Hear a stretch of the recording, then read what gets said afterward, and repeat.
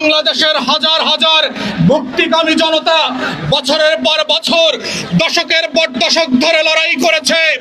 যেই বাংলাদেশ রাষ্ট্রকে আমরা মানবিক মর্যাদা সম্পন্ন রাষ্ট্র বানানোর জন্য শত শত বছরের আজাদির লড়াই করেছিলাম, যেই বাংলাদেশ রাষ্ট্রকে সাম্যের বাংলাদেশ করবার জন্য, ইনসাফের বাংলাদেশ করবার জন্য আমরা বছরের পর বছর লড়াই করেছি, সেই রাষ্ট্র 2025-এও কেন আমার রাষ্ট্র হয় নাই, আমাদের শিক্ষকের রাষ্ট্র হয় নাই?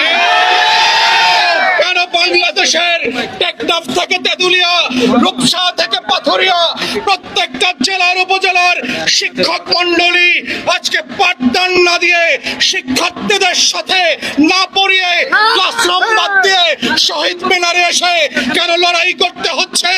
এই রাষ্ট্র আমার আজাদির রাষ্ট্র না।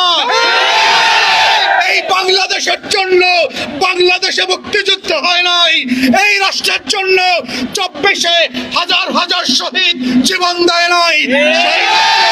সেই মানবিক রাষ্ট্র আমরা ফেরত চাই, সেই সম্মানের রাষ্ট্র, সেই মানবিক মর্যাদার রাষ্ট্র, সেই ইনসাফের রাষ্ট্র আমরা ফেরত চাই। এবং আজকে দুঃখজনক ভাবে আমরা দেখেছি শিক্ষক মন্ডলী যারা আগস্ট মাসে এসে এই অন্তর্বর্তীকালীন সরকারের সাথে বসে আলোচনা করে একটা সমঝোতা এসেছে, সেই সমঝোতার স্মারকটা পর্যন্ত 1 বছরও 2 মাস ধরে 2 দিন ধরে কেন টাইপ হইল না, সেইটার জবাব চাই মাননীয় শিক্ষক।